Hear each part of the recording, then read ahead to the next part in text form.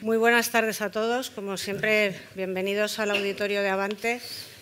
Y me imagino que a muchos de vosotros os sorprenderá no ver hoy a Santiago aquí sentado y yo hacer las veces de Santiago. Pero tenemos a Santiago y me ha pedido que por favor les disculpe un poco fuera de juego. Está con un lumbago tremendo y le han recomendado reposo y le tenemos ahí reposando para que se nos recupere, que es importante. Entonces, hoy tengo yo la suerte de estar con Manuel.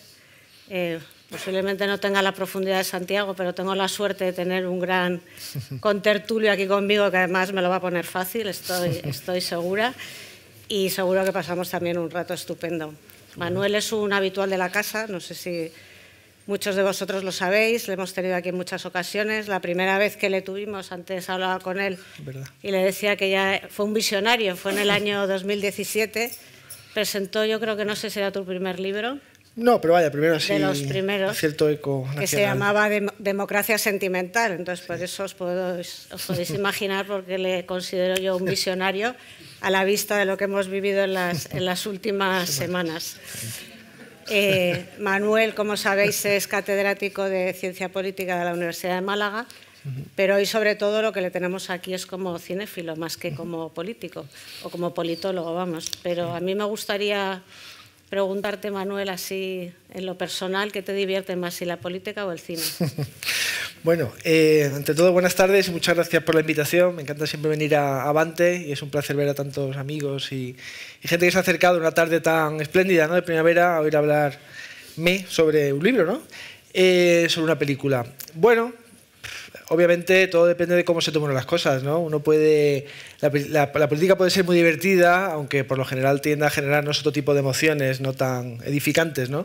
Pero si uno toma cierta distancia y no se adhiere religiosamente a ninguna siglas y observa el papelón, ¿no?, en el que suelen incurrir los políticos tratando de complacer a las audiencias y a los votantes, es como una comedia también, ¿no? Así que puede ser tan divertida como el cine, aunque en mis ratos libres prefiero el cine. Tiene sus ficciones también, ¿no? Y tanto que sí, hablaremos de eso. Como bien titulas el libro. Pues ya si pasamos un poco a lo que hoy nos ocupa, me encantaría también preguntarte de política, no te creas, pero me voy a contener. Luego. Y como dice siempre Santiago, ¿por qué escribes este libro dedicado a Vértigo y a nuestro querido Hitchcock? Pues porque es una película que me obsesiona y me gusta mucho desde que la vi en la adolescencia.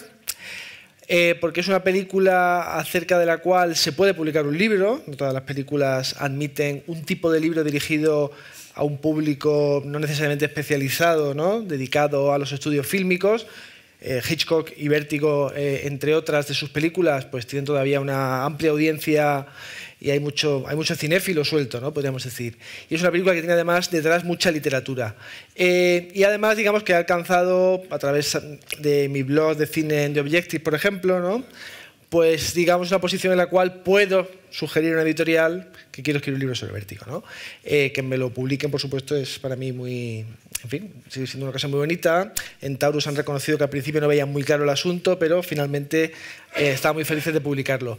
Así que la respuesta principal sería, primero, porque es una vieja obsesión, y segundo, porque también quería reivindicar en un sentido más amplio el carácter abierto del arte, desde el punto de vista, digamos, de sus significados, frente a una cierta ola moralizante y de cancelación que en los últimos años amenaza con reducir al arte a la condición de herramienta política o moral, ¿no? Eso ha influido también. Pues la verdad es que a mí me ha divertido mucho leer el libro, es muy gratificante, y sobre todo leer el libro y volver a ver la película después. Yo se lo recomiendo a todos vosotros que compréis el libro, como siempre decimos, hay que comprar los libros, y que luego volváis a ver la película, porque la verdad es que es una experiencia muy grata y que te ayuda mucho a pensar en muchas cosas, ¿no? Antes de entrar en el libro, a mí me gustaría que nos hicieses un poco un retrato del director. Es una figura polémica, hay algunos que le consideran un genio, otros le consideran que se dedica al entretenimiento sofisticado, y en alguna entrevista que he leído tuya es tu director de cine favorito. Sí, no estoy seguro de que sea el único, quizá tenga 3 o 4 favoritos, voy a citar a Howard Hawks, a Roberto Rossellini, pero bueno, desde luego es uno de ellos.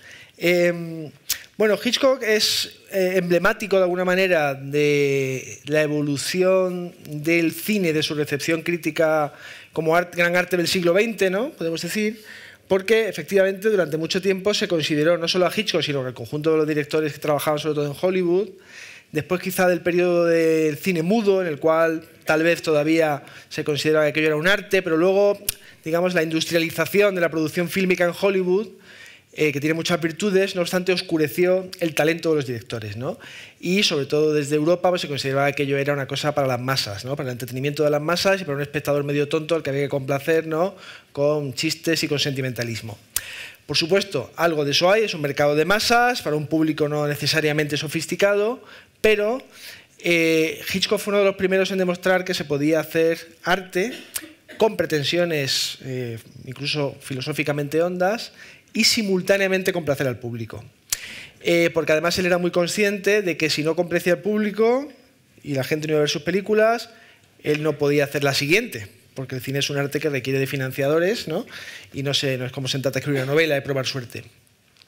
Entonces, claro, Hitchcock, que por cierto hace su aprendizaje ya en el cine mudo, ve trabajar a Murnau en los estudios de la UFA en Alemania y es un gran experimentador. Él viene del diseño gráfico, empieza escribiendo intertítulos y dibujos y además desde muy joven consciente de la necesidad, y eso es muy moderno, ¿no?, de crear una marca para sí mismo, ¿no? Sí, sí. Una figura emblemática. Eso luego ya con su serie de televisión en Estados Unidos y, ¿no?, su perfil pues lo radicalizaría, pero eso ya en los años 30 está presente, ¿no? Hitchcock es un personaje además de ser un director de cine.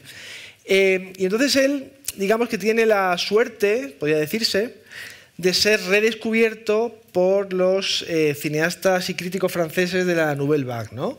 Truffaut, Romer, Rivet, Godard y compañía eran críticos antes de cineastas y son los que en los finales de los años 50, que es cuando más o menos se estrena Vértigo, dice un momento, detrás de los directores de Hollywood no hay entretenedores o artesanos, sino hay artistas, hay autores, dicen ellos, la famosa política de los autores.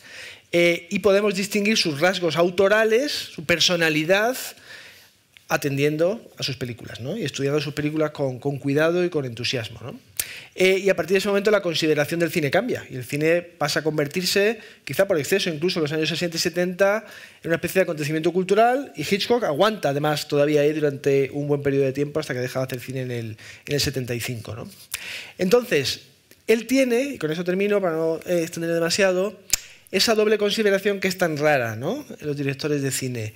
Ha sido un gran autor para las masas, a las que ha hecho felices con su estilo y con sus tramas sofisticadas y con suspense, y simultáneamente ha hecho avanzar el estilo o las formas cinematográficas y ha tenido el favor de la crítica porque proporciona material de sobra para el análisis y el debate, ¿no? Y eso es verdaderamente raro en él. Sí, su poder de seducción, ¿no?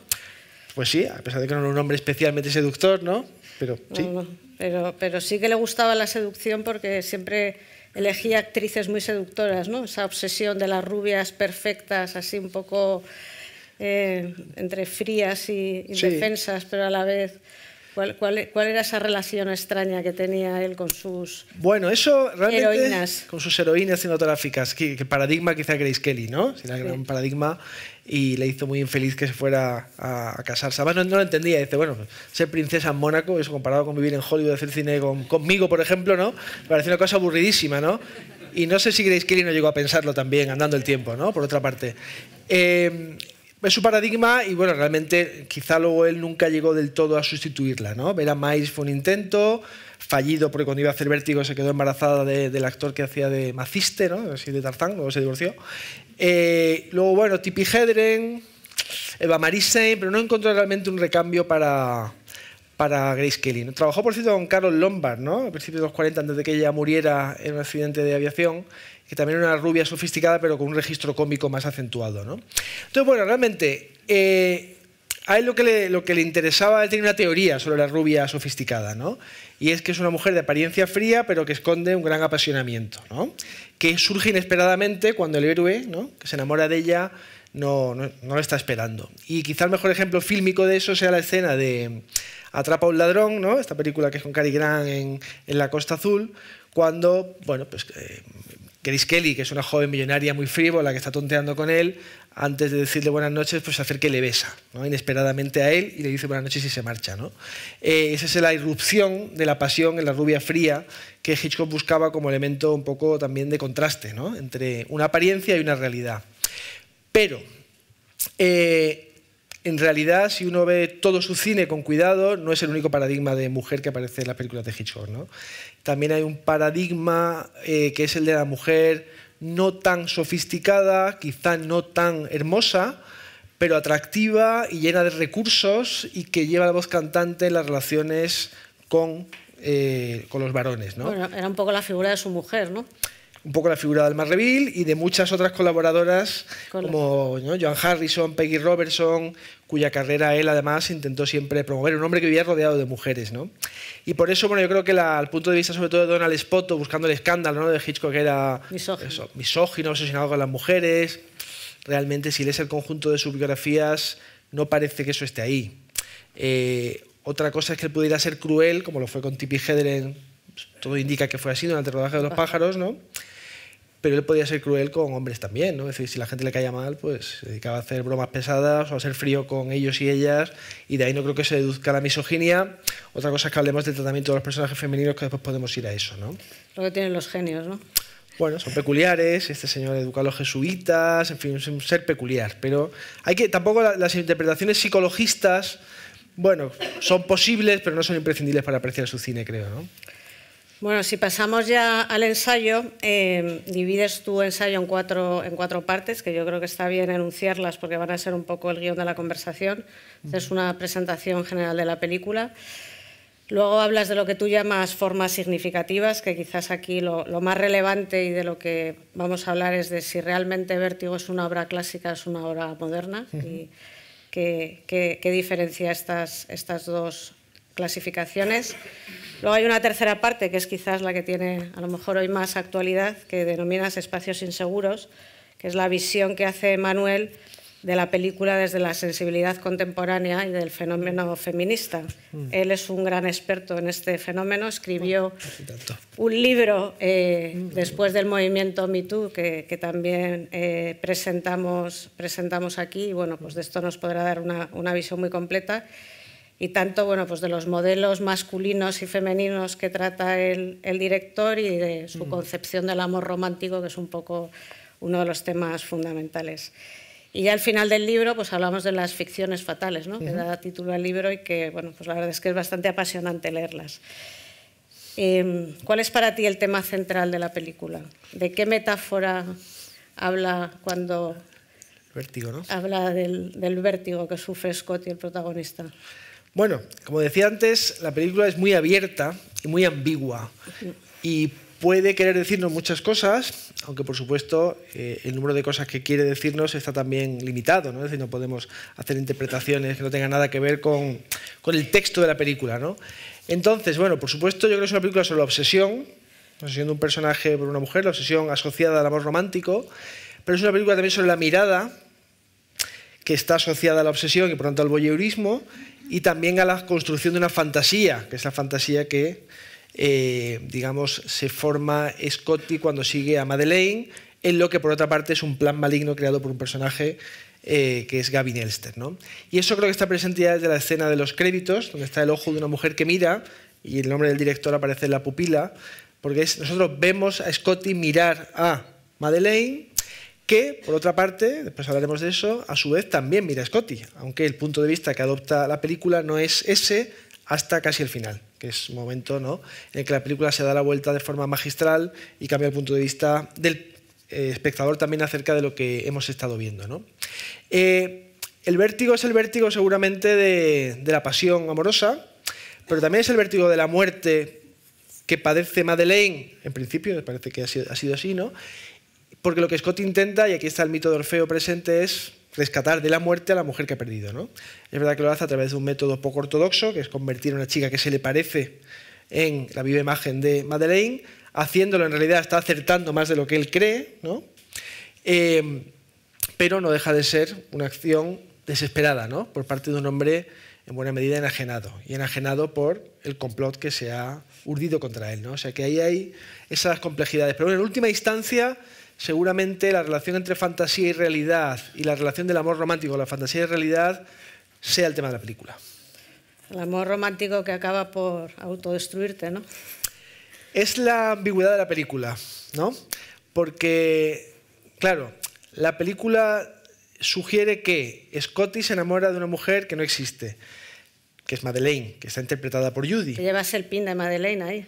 El pin, comprado en Norteamérica, de Madeleine, de su espiral, ¿no? Pero Scotty no sabe que Madeleine es una fabricación de Elster con ayuda de Madeleine. Se enamora de lo que parece ser una mujer real. No obstante, es una mujer escenificada a partir de una idea ya casi fantasiosa, ¿no? Una mujer sofisticada, etérea, que además está en el relato que se hace de ella, está vinculada a un misterio, a una conducta errática, a la obsesión por un antepasado que puede ser en realidad una posesión, ¿no?, ultraterrena. Todo eso para el hombre que es Scotty, por sus características también singulares, pues por supuesto es objeto de fascinación. Luego él descubre, o termina descubriendo, después de transformar a Judy en Madeleine, que le habían engañado, ¿no?, con el famoso medallón o broche.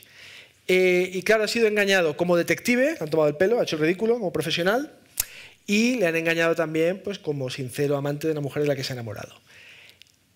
Tampoco le han engañado tanto, porque Judy, haciendo de Madeleine, se ha enamorado de Scotty genuinamente. Y yo creo que además, y eso en el libro creo que no lo digo, se me ocurrió después, o todavía se puede ocurrir cosas después de escribir 300 páginas, que Scotty no podía sino sentir que el amor de Madeleine por él era genuino, porque era el amor de Judy. Y eso yo creo que inevitablemente potenció el romance entre ambos, ¿no? Porque si la otra hubiera estado actuando constantemente, él habría quizá notado una cierta frialdad de fondo, ¿no? Entonces, y termino, es muy interesante, porque claro, cuando él descubre eso, ella todavía intenta convencerle de que pueden estar juntos, ¿no?, en el campanario. Y él dice, no, no podemos porque no hay manera ya de traerla de vuelta a Madeleine, porque yo ya sé que tú eras la que hacía de Madeleine. Ella intenta convencerlo, y entonces no sabemos si él quizá puede todavía dejarse convencer, pero aparece la monja buñueliana que saca Hitchcock ahí de la manga, y ella se tira, ¿no? ¿Por qué se tira? Pues porque Madeleine no existía, ¿no? ¿Y eso qué nos dice? Bueno, nos sugiere que en el amor romántico hay mucho de invención por parte de los enamorados, que se inventan recíprocamente, ¿no?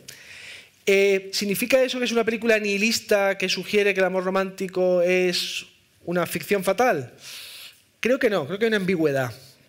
Porque el amor romántico solo decae o se destruye o acaba trágicamente porque ha existido, ¿no?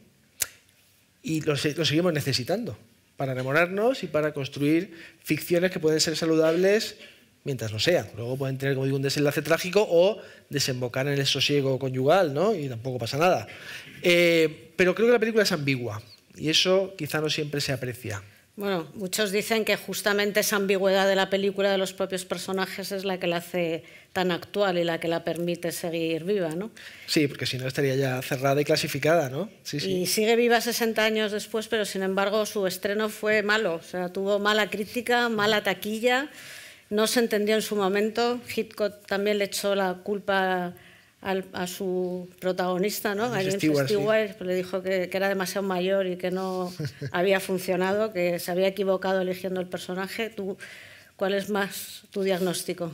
Bueno, la película, que por cierto se estrenó tal día como hoy, sí, comentábamos antes, el 9 de mayo del 58, hace 66 años, en San Francisco, en una preview, luego ya fue a las salas. Creo que fue a las salas después, vino antes al Festival de San Sebastián, donde, como siempre sucede en San Sebastián, en el festival no se enteraron de nada, le dieron la Concha de Plata, premiaron la película polaca, en fin, nunca aciertan con el palmarés, está constatado. Pero bueno, Hitchcock vino James Stewart, vino Kim Novak, y el público efectivamente norteamericano no reaccionó con entusiasmo a la película, ¿no? Y la crítica hubo mitad y mitad, ¿no? Críticas negativas y otras que sí vieron pronto su grandeza, entre ellas, por cierto, el crítico cubano Guillermo Cabrera Infante, el escritor, que la vio en La Habana, y dijo que llegaba a 30 años demasiado pronto, ¿no? Él acertó en eso. Entonces, bueno, ahí pasa una cosa muy curiosa. O sea, ¿por qué fracasa la película? Bueno, él había hecho ya un año antes Falso culpable, aquella película en la que Henry Fonda es acusado de un crimen que no ha cometido y pasa un calvario judicial hasta que se demuestra que él no era el asesino, mientras tanto su mujer, Vera Miles, se vuelve loca, ¿no? Y esa es una película ya oscura, una película un poco nihilista, donde el personaje pierde la fe en las instituciones, ¿no? No tenía final feliz ni tenía humor. Y aquí tampoco. No hay ni final feliz ni humor. Ni están los rasgos que el público, el gran público, asociaba con Hitchcock y que en cambio, lógicamente, pues aparecen en todo su esplendor en Con la muerte de los talones, ¿no? Calidad, personaje carismático, un poco road movie, mucho humor, sofisticación. Entonces, esa es una posible razón. La otra es que la película se considera demasiado nihilista, ¿no? Y que es una película percibida como muy oscura y que por tanto el público se alejara de ella. Son opciones o explicaciones posibles, ¿no? Yo no creo que la culpa la tuviera James Stewart. Ahí Hitchcock se comportó un poco miserablemente, ¿no? Culpando a su actor, que es verdad que era quizá mayor para su papel, pero Stewart envejeció muy bien y podía, ¿no?, cubrir un rango muy grande de edades. Tenía 49 años cuando rodó la película y yo creo que Kim Novak tenía 23. La diferencia de edad es evidente. Pero bueno, ya está maquillada hacia arriba, digamos. Él parece más joven de lo que es. Bueno, no creo que fuera eso. Nunca más le volvió a contratar. Había hecho muchas películas para él y sí, es verdad. Después de Vértigo ya nunca más estuvo en el... Sí, él hace Con la muerte de los talones con Cary Grant y después tampoco recurre ya a él, ¿no? No sé si él, porque ahora ya se hacen mayores para el tipo de personaje que él quería, por ejemplo, en Marnie, ¿no? Luego trabaja con que no sale muy bien la cosa, ¿no? Con Paul Newman, en Cortina rasgada, es verdad. No, iba a añadir que es interesante que la película, poco después de su estreno, desaparece, ¿no? Lo hemos comentado, que es muy interesante eso. Y creo que eso da pie a una reflexión sobre las posibilidades que tenemos de acceder al arte que nos interesa, ¿no? Se ha dicho, seguramente en este auditorio se lo ha dicho alguna vez, que hoy en día vivimos en la era del acceso, ¿no? Donde es muy fácil llegar a aquello que queremos. Películas, libros, música, ¿no? En los años 50, pues obviamente no. Ni en los 60. Si uno era cinéfilo en los 60, más le valía vivir en París, Nueva York o Londres, porque ya había filmotecas dedicadas a reestrenar películas que ya habían pasado por los cines, pero si no, hasta que llegó la televisión y tuvo que pasar un tiempo para que la televisión proyectara películas clásicas, pues bueno, una vez vistas, olvidadas, ¿no? Pero en el caso de Vértigo se dio además la circunstancia de que a principios de los 60, el 63 creo que fue, Hitchcock retiró varias películas que había hecho con la Paramount, entre ellas El hombre que se ve demasiado, con James Stewart, creo que también La ventana indiscreta, eso sí tan seguro, para negociar derechos televisivos, porque él había sufrido la cicatería de Selznick cuando llegó a Hollywood y el tema del dinero le preocupaba, ¿no? Y quería amarrar buenos contratos televisivos para sus películas, entre ellas Vértigo. Y la negociación se dilata muchísimos años. Él muere antes de que acabe la negociación. Él muere en el 80, en el 83 se acaba esa negociación y no sé si aquí habrá alguien que viera Vértigo cuando se reestrenó en los cines en el año 83-84. En Málaga se estrenó, yo era muy pequeño, pero me lo han contado. Y luego en el 96 se reestrenó restaurada, ¿no? Todo el color, ¿no?, pues volvió a su plenitud. Y claro, entre el 60 y pico, 70 y el 83, la película no se podía ver, ¿no? Y eso hizo que para mucha gente quedara en la memoria como una especie de thriller fallido, ¿no? Y cuando volvió la película de Entre los muertos, podemos decir, ¿no?, pues el mundo cinéfilo se quedó maravillado porque era una cosa muy diferente de la que creían que era, ¿no? Y ahí empezó su, pues la recuperación de todo su prestigio, ¿no? Su prestigio crítico quedó aumentando con los años. Sí, que bueno, hasta ha llegado a ser reconocida la mejor película de la historia, ¿no?, sustituyendo a Ciudadano Kane. No sé ahora cuál es la que ocupa el palmarés, pero... Pues es un tema interesante porque estamos hablando de... Se han hecho muchas listas históricamente, la famosa lista Cova, ya que sacaron el libro en Alianza, por ejemplo, pero la revista Sight and Sound saca una lista desde principios de los 50, creo recordar, cada 10 años. Y pregunta a críticos y directores, aunque ahora ha cambiado el método, ahora lo comentaré, y empezó ganando Ladrón de bicicletas, película neorrealista italiana, y luego ya empezó el reinado de Ciudadano Kane, ¿no? Y Ciudadano Kane ganó todos los años hasta que Vértigo consiguió superarla en 2012, por primera vez, ¿no? Pero claro, según avanzaban los años, entre 2012 y 2022, ya estaba en la rumorología cómo va a ganar Vértigo en plena oleada de crítica feminista, ¿no? Una película en la cual un señor quiere recrear una muerta, esto no parece muy probable. Y además la revista Sight and Sound amplió lo que ellos llaman la comunidad de votantes, ¿no?, e incluyó a pues historiadores, bibliotecarios, archiveros, curadores de museo, ¿no? No eran ya directores y críticos solamente. Y Vértigo quedó en un muy honroso segundo puesto, pero lo sorprendente es que el primer puesto lo ha ocupado una película que está muy bien, pero que es una película pues muy de nicho, muy conceptual, que es Jan Dielman, por citar el título breve, que es una película de una directora belga, Chantal Akerman, que se suicidó, por cierto, hace ya unos años, y que es sobre la vida de una ama de casa, dura 3 horas, los planos son de varios minutos, esta mujer se prostituye por las tardes, acaba asesinando a un cliente, pero todo en 3 horas, ¿no? Entonces es una cosa que es una buena película, pero no creo que sea representativa de lo que ha sido el cine y la historia del cine, ¿no? Bueno, un poco entonces ya veremos qué pasa con eso. Políticamente correcta, ¿no? Eso seguro. Volviendo otra vez a Vértigo, que es lo que hoy nos ocupa, y en la parte 2 que hablas de lo que llamas formas significativas, sí, que es quizás la parte más cinéfila del ensayo, Hitchcock, que además lo has comentado antes, él siempre dice que para él es mucho más importante la emoción que el contenido, y de hecho en una de sus entrevistas dice que la emoción es lo que a él le hace pues conectar con el público y que eso es lo que hace que las películas tengan éxito, que tú seas capaz de conectar con tu público. Tú, en cambio, no estás muy de acuerdo con eso, ¿no? Bueno, no estoy de acuerdo con la idea de que a él solo le interesaban las formas. Creo que miente, como mentía siempre, ¿no? Porque creo que en su cine hay motivos y temas recurrentes, ¿no? El falso culpable, el amor romántico, la obsesión romántica, el deseo, el mal, ¿no? Y se pueden encontrar desde su cine mudo hasta la última película que hace, que es La trama, ¿no? Family Plot. Entonces, bueno, no hay que tomarse al pie de la letra lo que dice Hitchcock. Otra cosa es que él fuera consciente de que estaba trabajando en un medio, el cinematográfico, que tiene herramientas específicas y donde, obviamente, como el espectador es receptor de una realidad de apariencias, hay que conectar con él emocionalmente de una manera que quizá la literatura no tiene por qué hacerlo forzosamente, ¿no? La literatura estás apelando a la capacidad del lector para imaginar acontecimientos y además tienes acceso a la vida interior de los personajes, cosa que en el cine no sucede, ¿no? Pero claro, en ese capítulo que dices, yo es que me planteaba, hay un tipo de crítica o comentario cinematográfico que solo se ocupa de aquello que las películas nos cuentan y olvidan tratar el cómo nos lo cuentan, ¿no? Y si hablamos de cine, yo creo que hay que hablar de cómo nos cuentan una película, qué herramientas utiliza un director para expresar determinadas ideas o suscitar determinadas emociones, ¿no? En particular, Hitchcock era muy partidario de eso que él llamaba el cine puro, ¿no? Es decir, diferenciar al cine de la literatura precisamente a través de la capacidad para contar una historia con imágenes, recurriendo al diálogo lo menos posible, ¿no? Y eso en Vértigo está, ¿no? En la larga escena en la cual Scotty sigue a Madeleine, ahí hay 10 o 15 minutos en los cuales no se dice una palabra, ¿no?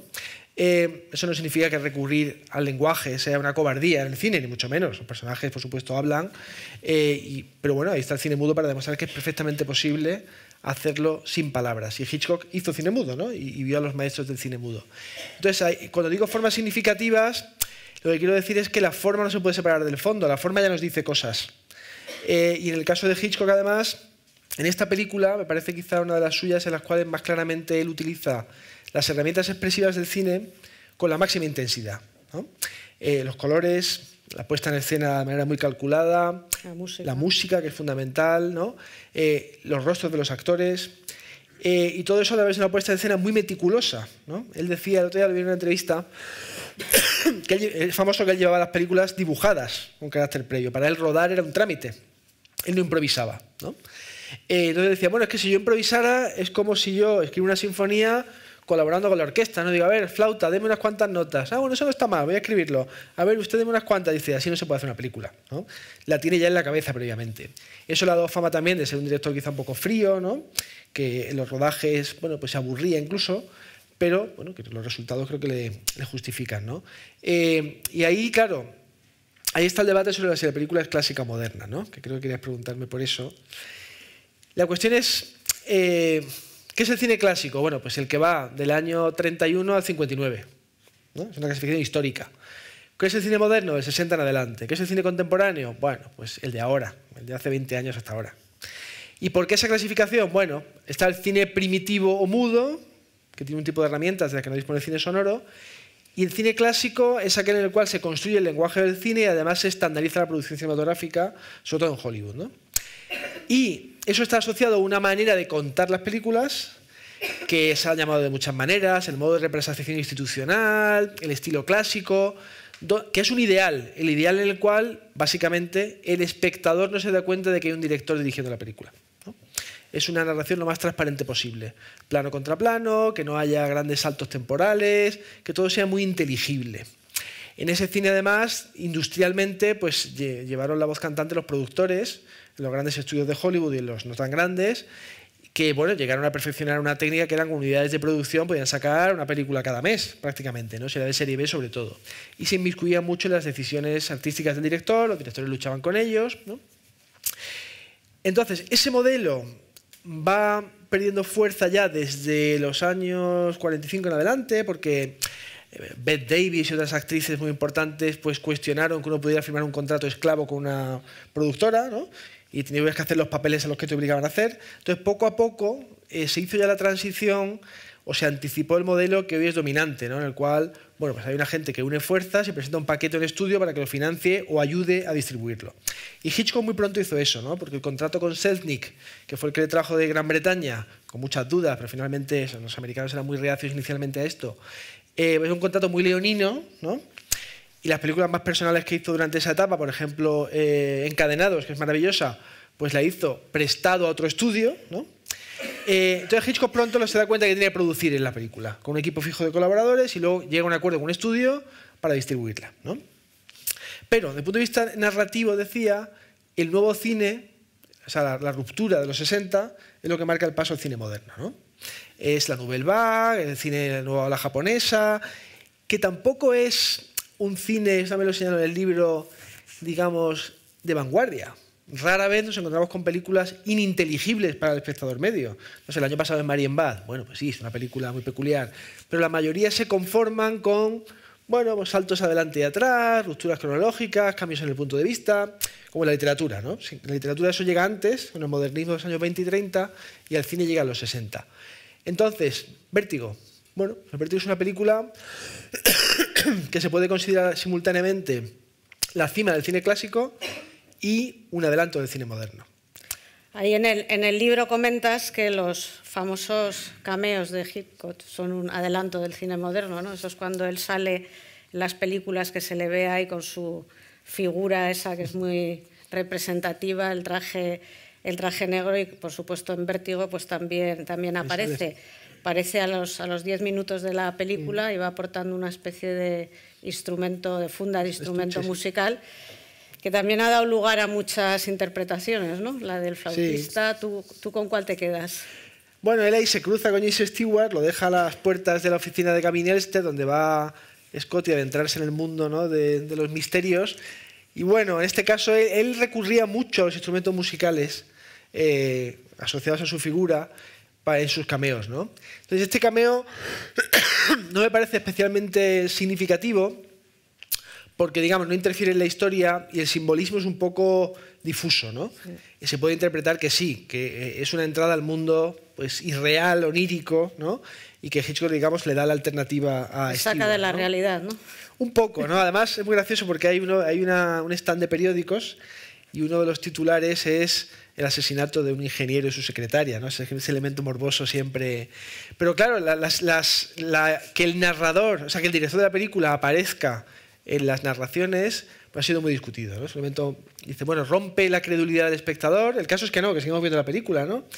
Y hay una tipología de sus apariciones. En Náufrago ya saben que es un anuncio de periódico en el cual aparece antes delgado, después gordo, porque dice, ¿cómo voy a aparecer yo en medio de...?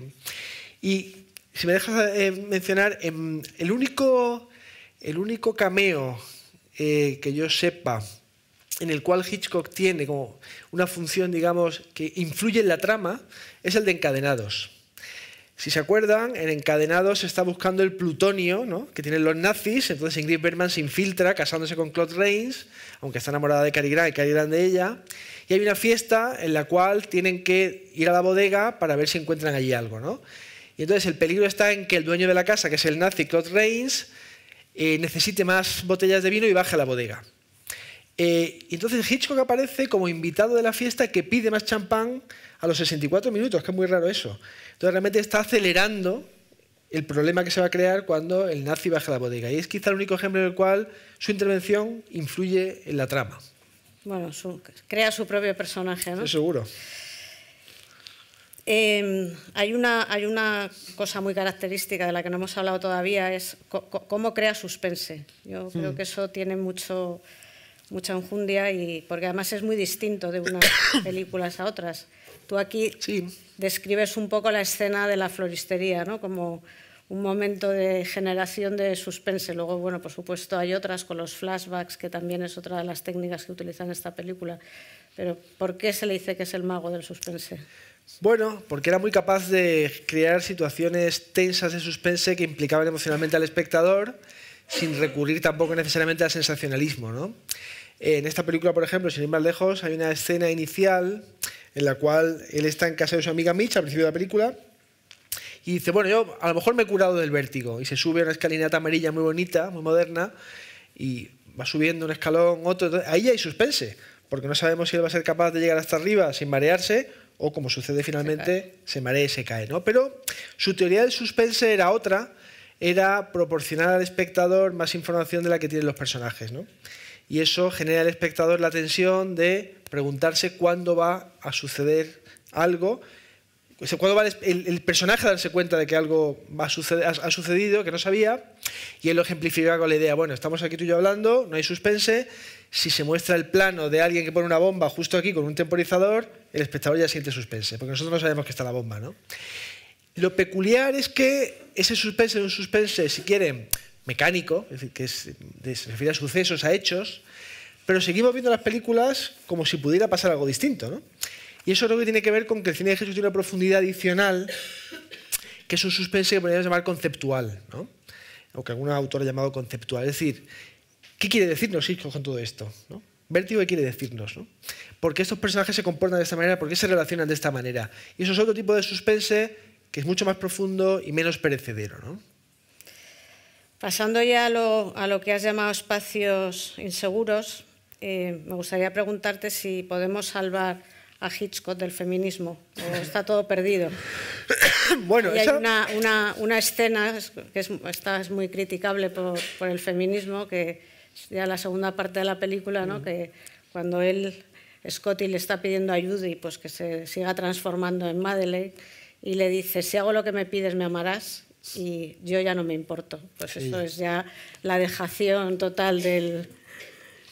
Sí, ahí podemos decir dos cosas. Por una parte, claro, el debate sobre el feminismo es un debate que viene de los años 70, ¿no? Que ahora tenemos el feminismo de cuarta ola, pero el feminismo de segunda ola, que es de los 70, ya tuvo mucha influencia sobre la teoría fílmica, y Hitchcock ya fue muy interrogado en su momento, ¿no? Junto con muchos otros directores, a partir de unas teorías que todavía tenían una carga psicoanalítica muy fuerte, combinadas con cierto marxismo, en fin, un poco indigestas a menudo. Luego, digamos, el estilo literario de muchas críticas feministas ha mejorado y hay cosas muy valiosas, muy interesantes. Pero, bueno, está el famoso artículo de Laura Mulvey, ¿no? En el que habla de la mirada masculina en el cine clásico, muy cuestionable. Y además ella, que en el breve artículo que daba origen a esta teoría, citaba Vértigo como ejemplo y luego se arrepintió porque vio que Vértigo no le servía. Ahora veremos por qué no le servía, ¿no? Pero claro, el famoso crítico norteamericano Robin Wood, que fue quizá el primero en Estados Unidos en publicar un libro en defensa de Hitchcock, o sea, ¿por qué tenemos que tomarnos a Hitchcock en serio? Es curioso además la historia desde el punto de vista personal, porque él se descubrió a sí mismo como homosexual posteriormente y abrazó la teoría feminista del cine e insistía en la necesidad de que el cine, pues en fin, cuestionara el patriarcado, la fluidez de género, etc., ¿no? Entonces él se preguntó después si podíamos salvar a Hitchcock para el feminismo. Respondía afirmativamente, pero no sin resquemor o sin críticas, pero efectivamente la pregunta que tenemos que hacernos hoy es si podemos salvar a Hitchcock del feminismo, es decir, del ataque que ha sufrido a manos de una parte de la crítica feminista. No es un ataque, digamos, tan frontal quizá como pudiera parecer, porque hay muchas autoras feministas como Tania Modlesky, por ejemplo, que lo que aprecian es una ambigüedad en el cine de Hitchcock que es rica, incluso desde el punto de vista feminista. Pero por otra parte, digamos que los intentos por cancelar a Hitchcock o por hacerlo pasar como un misógino cuyas películas no deberíamos ver, yo creo que ha fracasado. Ya veremos cómo continúa siendo su reputación, pero es evidente que seguimos viendo su cine, ¿no? La escena de Marras, bueno, claro, la crítica feminista yo creo que yerra el tiro con Vértigo por lo siguiente. O sea, el planteamiento es que Scotty es un mirón, básicamente. Es un señor que quiere acostarse con una muerta, que esa es la traducción que se hace en su momento de lo que le dice Hitchcock a Truffaut en el libro famoso de entrevistas, y además la transforma con ese fin, ¿no? Al final de la película. Bueno, Hitchcock no dice eso. Si uno va al texto original, incluso a las cintas originales, que la grabación se puede encontrar en internet, es muy divertido oírle hablar, ¿no? Con ese tono que tiene, él dice primero, este hombre es un emotivo, y toda la película la vemos desde el punto de vista de un hombre que es un emotivo. O sea, que la película está teñida por la percepción de un señor que, en fin, es muy emocional. Y segundo, dice, es un hombre que trata de recrear la imagen sexual de una mujer que ha muerto para recuperarla. Eso no es lo mismo que acostarse con una muerta, porque parece que quiere acostarse con un cadáver, ¿no? No quiere acostarse con un cadáver, quiere recuperar a la mujer que ha perdido, ¿no? Pero en todo caso, claro, el problema aquí es que se plantean la imagen de Judy como una chica, pues en fin, una víctima inocente de un complot, ¿no? Y es un personaje mucho más complejo que eso, ¿no? Sí. Es un personaje conmovedor, porque se enamora de verdad de la persona de la que no debería enamorarse, pero es un personaje que ha participado en una conspiración criminal para matar a una mujer inocente, Madeleine Elster, ¿no? Y que además sabe que como consecuencia de la ejecución de ese plan se volverá loco un señor que es Scotty, que ha sido elegido precisamente por su vulnerabilidad, ¿no? El hombre disponible, podemos hablar ahora, ¿no? Y claro, cuando ellos se reencuentran, ella decide quedarse para reconquistarlo, ¿no? Porque quiere recuperarlo también, se ha enamorado. Y ahí hay un reproche también de la crítica feminista que me parece particularmente absurdo, ¿no? Porque ella dice, quiero que me quieras por mí misma. Y la crítica feminista dice, hay que ver a este hombre que no quiere por sí mismo a una chica tan encantadora. Bueno, es que no tiene sentido, es que no es nada para él esa chica, no la conoce, es una mujer que está andando por la calle. Le interesa en la medida en que le recuerda a la mujer con la que está obsesionado. No se trata de que Judy no sea estupenda, pues sí, muy bien, pero no para él, no tiene una historia común, ¿no? Y luego, por otra parte, claro, cuando él decide transformarla y adopta una actitud violenta, en la tienda sobre todo, cuando le busca la ropa, ella se resiste. Bueno, ahí hay una ambigüedad que yo creo que tiene que ver más bien con la ambigüedad de las conductas humanas, ¿no? Yo creo que el debate feminismo-machismo no sirve de mucho, porque ambos están enamorados, solo que él está enamorado de un fantasma, ella está enamorada del hombre que tiene delante, ella sabe que la única manera de estar con él es convertirse en lo que él quiere, él le dice que puede irse cuando quiera, ella decide no irse. Bueno, yo creo que eso más bien nos habla de qué mal podemos llegar a controlar lo que hacemos cuando nos enamoramos, cuando estamos inmersos en una pasión amorosa y no queremos perder a alguien, ¿no? Entonces, reducir eso a una cuestión de patriarcado, machismo, me parece bastante empobrecedor, ¿no? Sí, en eso, bueno, la verdad es que los modelos masculinos y femeninos de la película pues son también muy ambiguos, ¿no? El propio Scotty, que tú lo defines como el hombre disponible y dices que ojalá no hubiese estado disponible, ¿no? Porque en menudo lío le meten. Bueno, la expresión es de Eugenio Trías, de hombre disponible. Y él se refiere a cómo muchos héroes de Hitchcock, bueno, héroes, personajes protagonistas, son hombres de mediana edad sin responsabilidades familiares y que están abiertos a que les pase algo. Claro, si estás casado con 3 hijos, pues a lo mejor estás tan abierto a que te pase algo, ¿no? James Stewart en La ventana indiscreta está comprometido, pero bueno, está ahí, quiere volver a fotografiar, no sabe si casarse con Grace Kelly. Cary Grant con Alberto Stallone es un hombre inmaduro, ¿no? Que se dedica a dictarle a la secretaria cartas de amor para otras mujeres, está con su madre yendo de un sitio a otro, ¿no? Y madura a través de la película, ¿no? Y aquí es lo mismo, es un señor él dice que tiene independent means, ¿no? Tiene dinero, está jubilado y no tiene nada que hacer. Entonces, claro, es hombre disponible en este caso para ser víctima de una conspiración, ¿no? Sí, la vida le juega muy mala pasada. Y la figura de Mitch, que es la eterna amiga, medio novia, no se sabe qué, de Scotty, que es quizás el contrapunto, ¿no? de Madeleine. Sí, es una figura muy interesante porque además, si uno estudia la genealogía un poco literaria de la película, no está en la novela original de los franceses, ¿no? Es un invento de uno de los guionistas. Hitchcock trabaja, como siempre hacía, creo que son hasta 6 guionistas en el proceso de elaboración de la película, él siempre escribiendo con ellos, pero nunca acreditado, él tenía esa modestia, digamos. Y Mitch es un personaje, bueno, pues interesante y oscuro también, ¿no? Es enigmático. Porque, bueno, en la película hay varias relaciones que permanecen fuera de campo, sobre todo la más misteriosa seguramente la relación entre Judy y Gavin Elster, no sabemos qué ha pasado entre ellos, ¿no? Vamos a hacer hipótesis, pero no lo sabemos. Y luego tampoco sabemos muy bien, bueno, por qué James Stewart o Scotty y Mitch rompieron su compromiso en su momento, que fue ella, ¿no? Y él se lo recuerda. Entonces, es una mujer que contrasta con Madeleine en muchas cosas, es menos atractiva, es más moderna, es una mujer que trabaja por sí misma, es una mujer que parece, por la decoración de su piso y sus relaciones de amistad, en contacto con el San Francisco real y no embelesado por un San Francisco, ¿no?, pues de fantasía, que es el que le venden a Scotty. Y es una mujer que, digamos, mantiene una relación turbia con Scotty. ¿Por qué? Porque ella rompió el compromiso.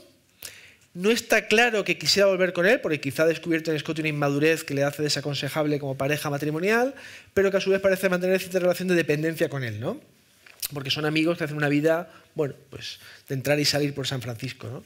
Y contrasta con Madeleine muy fuertemente, también por razones, bueno, de actitud vital seguramente, y sirve también para marcar el cambio de actitud de Scotty. Ella intenta mantenerlo en la realidad, por eso se ríe de él cuando él da crédito a la historia del fantasma, ¿no?, por ejemplo. Y es curioso porque cuando hay dos momentos enigmáticos en la película, que son el primero, Scotty está colgado del canalón y de repente está en casa de Mitch, ¿no? Sí. Hombre, ¿cómo se ha salvado? Una ficción. Claro. Y luego está el momento en el cual Mitch se va del sanatorio y lo deja allí catatónico. Hay un fundido en negro, ella desaparece, no volvemos a verla y él pues vuelve a buscar a lo que sea, ¿no?, a Madeleine. ¿Qué ha pasado? Hay quien dice que se ha dicho que la película entera es un sueño, porque él está con el canalón y hay un cuento de Ambrose Bierce que tiene relación con eso, ¿no?, con la idea esta de que alguien que va a morir sueña su fuga, digamos. Y la más interesante me parecería quizá la idea de que cuando él está catatónico en el sanatorio, se inventa una historia que justifica su conducta, ¿no?, que racionaliza todo lo que ha pasado. Pero bueno, en última instancia eso para discutir la película es relevante, ¿no? Puede ser invención o no, pero discutimos a partir de lo que tenemos delante, ¿no? Y ya llegando a la parte final del ensayo, bueno, tú lo titulas Ficciones fatales, el título se titula Ficción fatal. Yendo, como somos aquí, un poco de la macro a la micro, ¿cuál es tu ficción fatal de la película? ¿Cuál elegirías? Bueno, o sea, la ficción fatal por antonomasia en la película es el guión de hierro, la expresión también es de Eugenio Trías, que escribe Gavin Elster para engañar a Scotty, ¿no? El plan es perfecto, inverosímil también probablemente, pero bueno, perfecto. Judy se revela como una actriz magnífica, haciendo de Madeleine, todo sale a pedir de boca y el hombre acaba pues catatónico. Incluso tenemos esta escena del juicio, ¿no?, donde hay un cierto sarcasmo hiriente contra él. Y esa sería verdaderamente la ficción que Scotty se cree, siendo además detective, y que le lleva a la perdición. Esa, digamos, que es la ficción más inmediata. Yo es que he querido además hacer hincapié en el concepto de ficción y el papel de la ficción en la película. Bueno, eso sería, digamos, mi aportación principal a la literatura sobre un film sobre el que se ha escrito tanto, ¿no? Y yo en la película intento que toda esa literatura que existe y que yo he leído esté presente, ¿no? Porque lo contrario sería hacer una especie de reflexión de estampas a partir de lo que me parece a mí la película, y intento ser un poco más sistemático, ¿no? Pero bueno, no hay notas a pie de página ni hay aparato académico que pueda asustar a nadie. Pero luego en la película, por supuesto, está también la idea de que el amor romántico puede ser una ficción fatal, y ahí discuto en algún momento cuál sería la teoría general que tiene Hitchcock respecto del amor romántico, y concluyo que no hay una teoría unificada, porque digamos que también hay en el cine de Hitchcock muchos romances que acaban bien, sí, ¿no? Hay con la de los talones, ¿no? Happy ending, ¿no? Algunos son falsos, como el de Encadenados, ¿no?, donde, en fin, esa pareja no sé yo cómo va a reconstruir todo lo sucedido, pero bueno. Y luego hay dos ficciones más, que si quieres comento ya, que son San Francisco y el psicoanálisis, ¿no? Sí. Que me parece que juegan un papel muy importante en la película para engañar a Scotty, que es primero la idea de San Francisco como una ciudad básicamente blanca y americana, fundada en el siglo XIX, donde el pasado colonial español ha sido borrado, un poco como Nueva Orleans, ¿no?, que parece que es de los franceses entera, pero donde el malo, Elster, utiliza toda esa parte española que está presente en las misiones, ¿no?, y que además, las misiones además están allí tal cual, se pueden visitar hoy igual que están en la película, para crear una especie de fantasía orientalista, exótica, que aumente el embrujo que Madeleine ejerce sobre Scotty, ¿no? Porque ese San Francisco estaría reprimido para un americano del año 58. Para Scotty eso no existía. y por tanto le parece misterioso. Y luego está el psicoanálisis, que es un tema muy interesante, ¿no? Porque el psicoanálisis de los años 40 y 50 pues alcanza seguramente el pico de su influencia en la cultura popular americana, ¿no? Y se ve mucho en el cine de los 40 en particular, hay muchas películas de trauma que se resuelve, ¿no? Y el propio Hitchcock, ahora lo diré, hace una. Es una versión, por supuesto, pop de Freud, ¿no? Y entonces Hitchcock es muy interesante porque yo creo que él pasa de tener cierta fe en el psicoanálisis, o al menos de concederle crédito narrativo, y eso está en... ¿cómo se llama?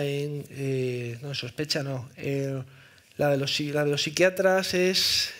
Recuerda, Spellbound, es que me viene el título americano. Spellbound, Recuerda, con Ingrid Bergman y Gregory Peck, ¿no? Donde, de hecho, ella es psicoanalista, él es psicoanalista, pero él tiene un trauma que no resuelve. Es la película está Los sueños de Dalí, ¿no? Y entonces ahí, en esa película, que escribe Ben Hedge, que es un gran guionista y que cree en el psicoanálisis, al menos en aquella época, cuando Gregory Peck recuerda que mató por error a su hermano, todo se resuelve, final feliz. El psicoanálisis sirve para resolver. Pero en Vértigo no. En Vértigo ya el crédito del psicoanálisis se ha agotado y aquí aparece más bien como, por una parte, una terapia inútil, ¿no? Porque Mitch se ríe del médico, y dice, ¿qué tiene? Bueno, melancolía aguda, pues en fin, complejo de culpa. ¿Cuándo lo podrá curar?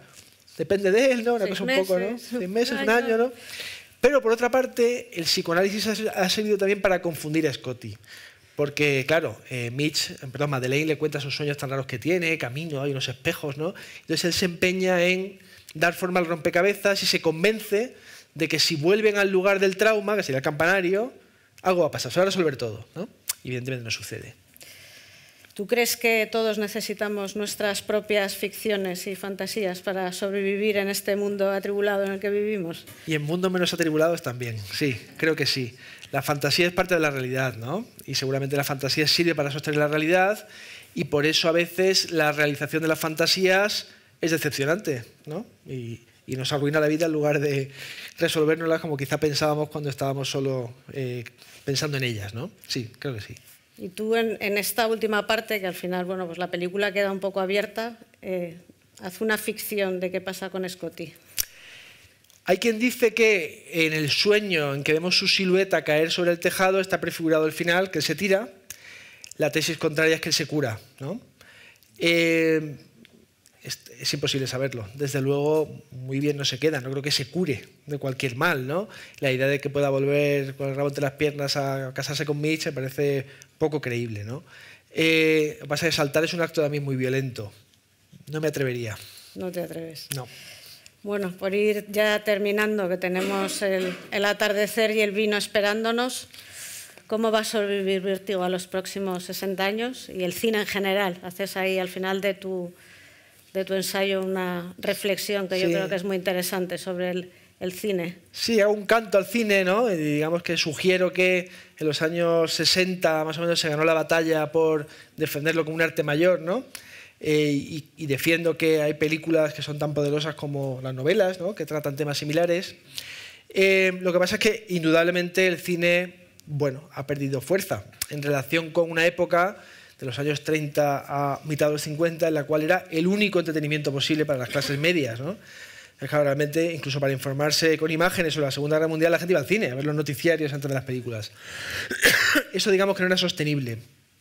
Luego el cine en los 60-70 pasó por una fase en la cual era alta cultura y se atribuyó un protagonismo en la reflexión incluso filosófico-política que tal vez le venía grande. Y después, bueno, pues ha empezado un lento declive que quizá las plataformas han ayudado a acentuar, pero simultáneamente es verdad que junto a cierta vieja guardia cinéfila que aguanta, bueno, uno va a los festivales, incluso a festivales de cine clásico, que yo voy a alguno, y hay una cinefilia joven que además tiene hoy más herramientas que nunca para acceder al cine y para comunicarse a través de redes o webs especializadas, ¿no? Entonces, creo que no tendrá el protagonismo de antaño, a pesar de que, claro, seguimos siendo animales sociales y seguimos gustando mucho de los acontecimientos, ¿no? Entonces, hay películas que siguen todavía impactando, como, no sé, Oppenheimer y Barbie, ¿no? Pues todo el mundo va a ver Oppenheimer y Barbie, ¿no? Y se convierten en materia de conversación. Es posible que eso tampoco desaparezca. Sí que soy optimista. En cuanto a Hitchcock, no lo sé. Porque, bueno, es posible que toda esta oleada de corrección política termine por afectarle, que haya generaciones jóvenes y y quizá espectadoras jóvenes que lo rechacen, puede ser, y eso puede afectar a su reputación. No sabes. Espero que no. Bueno, empezábamos esta charla recordando más tu faceta de politólogo que de cinéfilo, y si volvemos a tu faceta de politólogo, ¿tú crees que esta película tiene algún mensaje en esa línea? Creo que sí. Yo además, como soy teórico político principalmente, pues también me ocupo de las fantasías y creo que, por ejemplo, el Brexit es una ficción fatal, ¿no? Por ejemplo. Es una idea disparatada que se suponía que iba a mejorar la vida de los británicos, que lo que ha hecho ha sido empeorarla y que, sin embargo, un número suficiente de ciudadanos creyeron lo bastante como para votar en su favor, ¿no? Por ejemplo.